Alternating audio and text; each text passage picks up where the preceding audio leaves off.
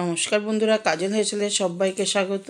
তো বন্ধুরা, আজ দেখো একটা খিচুড়ি আর লাবড়ার রেসিপি নিয়ে চলে এলাম। তো এখন শীত প্লাস এই সবজিও নানা রকম পাওয়া যাচ্ছে, তো তার জন্যই আজকে খিচুড়ি, আর আজকে সম্পূর্ণ নিরামিষ শনিবার, তাই খিচুড়ি আর তরকারি বানাবো। তো সেটাই তোমাদের করে দেখাচ্ছি, জানি তোমরা সকলেই জানো। তো দেখো, এখানে 2 থালা সবজি কেটে নিয়েছি, নানা রকমের সবজি, তার মধ্যে গরমের পটলও আছে, কুমড়োও আছে, আর এই আদা লঙ্কা, একটু নারকেল ছিল স্লাইস করে কেটে নিয়েছি, নতুন আলু, ফুলকপি, বিম, সিম, বেগুন সবই নিয়েছি। তো প্রথমে খিচুড়িটা করে নেব। তো খিচুড়িটা করে নেওয়ার জন্য প্রথমে মুগ ডাল ভেজে নিচ্ছি। একে তো আজ শনিবার নিরামিষ, তার মধ্যে ঠান্ডা, আর আমাদের এখানকার ওয়েদারও একদম রোদ নেই আজকে, ভালোই ঠান্ডা আছে। ওর জন্যই ভাবলাম একটু খিচুড়ি তরকারি করে নিই, ব্যাস অল্প সময়ে হয়ে যাবে খিচুড়ি তরকারিটা। তো দেখো, ডালটা ভাজা হয়ে গেছে। তো একটু ক্যামেরার হাইটটা কম হয়ে গেছে বলে একটু বোঝাতে অসুবিধা হচ্ছে, কিন্তু আমি হাঁড়িতে করেই খিচুড়িটা করছি। তো দেখো, এখানে ওই সেদ্ধ বাসমতি চাল নিয়ে নিয়েছি, ডালটা ভেজে চাল আর ডাল একসাথে ধুয়ে আমি দিয়ে দিলাম হাঁড়িতে।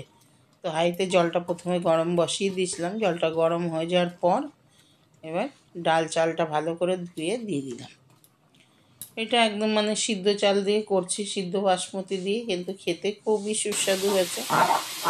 তো সিদ্ধ চাল বলে যে স্বাদ হবে না সেটা না, কিন্তু খুবই সুস্বাদু হয় এভাবে খিচুড়ি রান্না করলে। আর মুগ ডালের খিচুড়ি তো কোনো কথাই হবে না। এই দেখো, চাল আর ডাল অনেকটাই ফুটে এসছে। দেখো, খুব তাড়াতাড়ি হয়ে যাবে। খুব বেশি আমি মানে লাল লাল করে ভাজিনি, তার জন্য দেখো আমি কি করলাম, যে ডাল আর চালটা একদম গলে আঠা আঠা না হয়ে যাওয়ার জন্য আমি আগেই হলুদ দিয়ে দিলাম। এবার হলুদ দিয়ে দিলে কি হয়, চাল আর ডালটা একদম গলে একদম আঠা আঠা হয়ে যাবে না।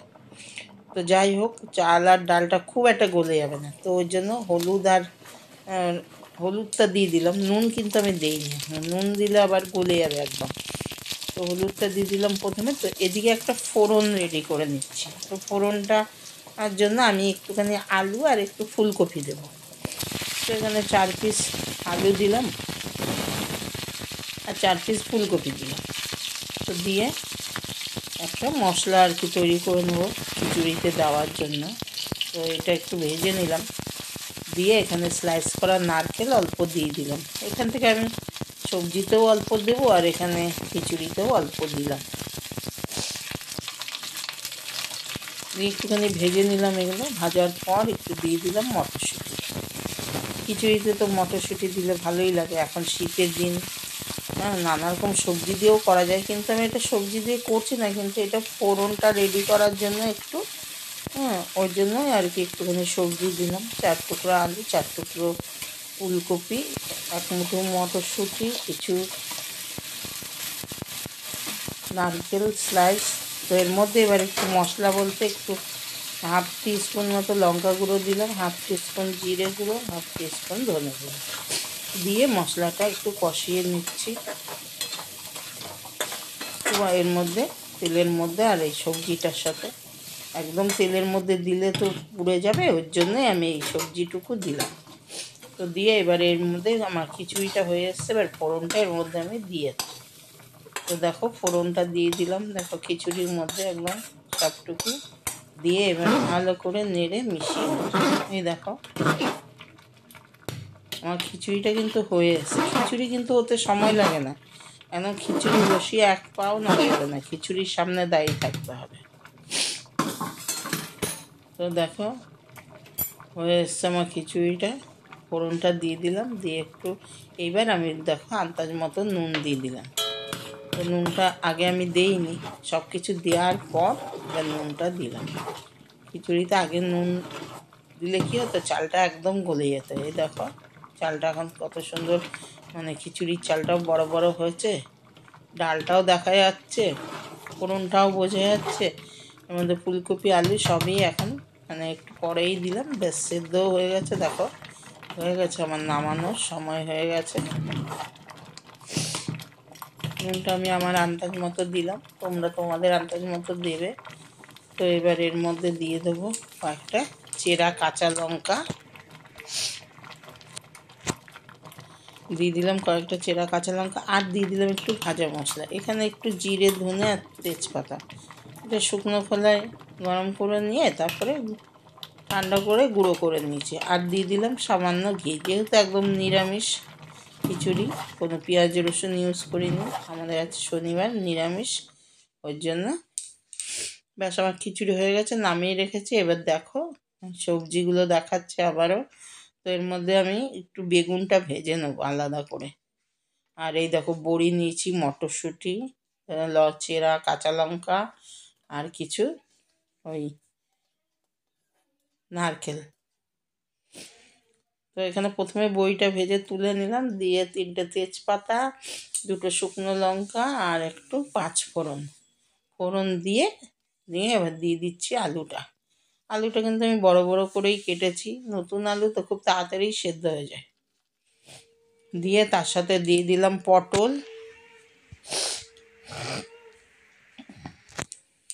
পটলটা দেওয়ার পর দিয়ে দিলাম ফুলকপি, দিয়ে একটু সামান্য হলুদ দিলাম, আর দিয়ে দিলাম সামান্য নুন।